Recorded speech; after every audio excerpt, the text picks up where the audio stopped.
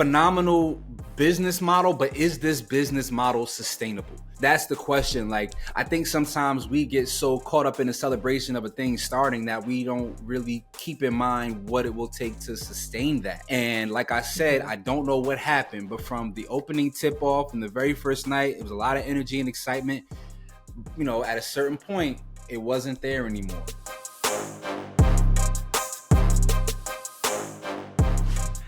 So the inaugural season of the Unrivaled Women's Basketball League ended in a chip for one Angel Reese and her Rose teammates as they defeated the Vinyl. Reese, who won the league's Defensive Player of the Year award, didn't actually play in the team's last 2 games due to an injury, but Chelsea Gray was an absolute dog out there and took away playoff MVP honors. The average salary for the women of Unrivaled was $220,000 more than WNBA's max salary. It kept women from having to travel internationally. So Samaria, would you call year one of Unrivaled a success? Oh, for sure. What kind of question is that, Ryan? You just gave me all the reasons why it was successful. You just said it kept them in the States. It paid them. I think something else to note that maybe a lot of people didn't even realize, but I didn't even realize it until listening to Natasha Cloud's podcast that we talked about on the show last week, was that it's really giving the women an opportunity to hone in on their craft in ways that they wouldn't have done when they're playing 5-on-5 or just traditional basketball. Like them playing 3-on-3 is making them do more things that they wouldn't have to do. So it's making the W overall a better product. And we're going to see that. And I also think the biggest thing is it's keeping people watching women's basketball and intrigued, because these teams were like solid teams. Like every team had superstars on the team. So I think every game was always a really good matchup. So yeah, I feel like it was completely successful in my personal opinion. Okay, I do want to speak to the players being able to get in their bag a little bit more, right? There's so much more space in 3-on-3 basketball that it does afford you the luxury of being able to get your boogie on, right? If you've really been in your bag and you've been working on different moves and counters and so on and so forth, 3-on-3 basketball is the perfect platform to help highlight and showcase that, which is why Chelsea Gray, who is one of the most phenomenal basketball players, men's or women's, with the ball in her hands, she's a magician, which is why she's able to go out there and score, you know, a season high, I think 32 in the semifinals. But I don't know how that translates to the WNBA. Now, what that might force the WNBA to do is try to figure out, much like the NBA has done, how to create more space on the court for the ladies to get in, you know, more so in the bag. Space is every basketball player's best friend. They all want to figure out how they can operate in space. So maybe this is something that carries over to the WNBA. In addition to the things that I mentioned, these ladies also got to split a fair amount of money in the overall revenue of Unrivaled, right? So they are investors in this business that they're a part of as well, which I think is a phenomenal business practice. But when I asked, was this season a success, right? Like this inaugural season had, you know, all the things that we talked about. But what's the one thing that you need in order to make sure that year 2 is better and bigger than year 1? One player. Okay, more so than that. Well, we all know that Caitlyn is the ultimate needle mover, but you need the views. You need the viewership. Okay. You need to make sure that audiences are tuned in a way that advertisers are like, oh, you know what? That's something that we want to be invested and involved in because they already have eyeballs. You know, there's been a lot of different conversations in the past week just about, Anthony Mackie spoke on it, how nowadays in film, people aren't necessarily taking the best actor. They're taking the person that already has a ton of eyeballs on them, right? Like people are looking for built-in marketing everywhere. And I'm wondering, I don't know what the numbers are, but I'm wondering what the numbers are for Unrivaled, because it does feel like sometime between the starting point and the championship that the interest waned a little bit. It feels like people weren't as emotionally invested in this thing.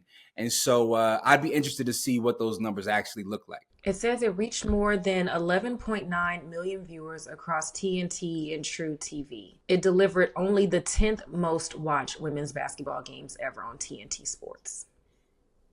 On TNT specifically? Yes. I don't even recall TNT having women's sports games. So I'm not trying to be It says it averaged 284,000 viewers. That's not according to Sports Illustrated. Yeah, I know, Joe Budden's podcast does more than that on YouTube. So this is what I'm saying, like, great, phenomenal business model, but is this business model sustainable? And that's the question. Like, I think sometimes we get so caught up in the celebration of a thing starting that we don't really keep in mind what it will take to sustain that. And like I said, I don't know what happened, but from the opening tip off and the very first night, it was a lot of energy and excitement. You know, at a certain point, it wasn't there anymore. You know, and I don't know if that's because the highlights weren't on ESPN and there wasn't like a designated YouTube channel that I was locked into that crossed my feed that, you know, sucked me into the wormhole of the highlights and special plays that were going on down there. But something for me felt like a miss. I can see that. So what do they need to do, Rodney? Because I know that you're like honorary PR for women's basketball. I just want to see good things grow. That's my biggest mission in life. And media is very, very important. And while we are members of the media and we have talked about women's basketball, at the end of the day, if you don't have a brand like ESPN, or if even like on a humorous level, like the Centel, which is on Twitter causing havoc, you know, creating false storylines and narratives, right? Like if you don't have these brands that one, ESPN traditional fans watch, or Centel, which now a more modern fan is honed into just for the laughs and giggles. If those entities are not pushing your sport or not pushing your content, well, now we're not really in the face of the people whose eyeballs we need. And so, and this was my complaint about ESPN even when the Big Three started. They do no coverage at all outside of the sports that they have media partnerships. And I understand it because it's all money, but you got to highlight things that amplify the game. If you want to grow women's basketball, because they do have a partnership with the WNBA at ESPN, then you have to highlight, amplify Unrivaled. Why would you not? That's a miss. So, do you think that there's people behind the scenes pushing against that? Oh, of course. Because if you're not buttering my biscuit, then you can't have a piece of my cake. That's just how it is.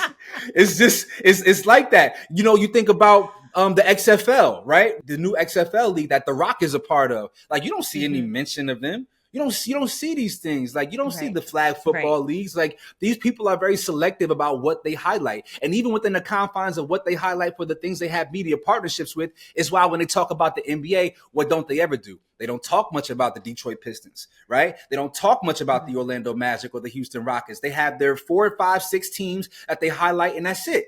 And then they get very, very hung up on just a very small percentage of these teams. And so they're definitely not going to go outside of the league to talk about different things. And I think it's whack. I think that's unfair. I don't think that's good journalism, nor does it have a level of integrity in my estimation. Now, do you feel like, though, if Caitlin Clark was a part of the Unrivaled inaugural season, that they would be more on ESPN?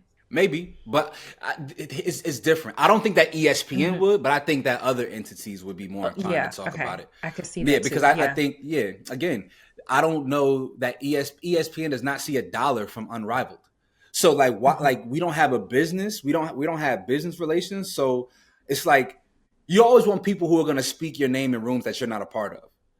Right? Like, you want those kinds of people in your life. And ESPN is just an entity that will not speak your name unless you have lined their pockets, you know? So, you know, it'll be interesting to see what happens going forward. I wish Unrivaled nothing but the best, because I do think it gives these women an opportunity to really showcase their skill set while also still being able to be home. The fact that it was in Miami, these ladies got to live in Miami for like 2-3 months, you know, which is always a good sign. Right. So, and make good money while doing it.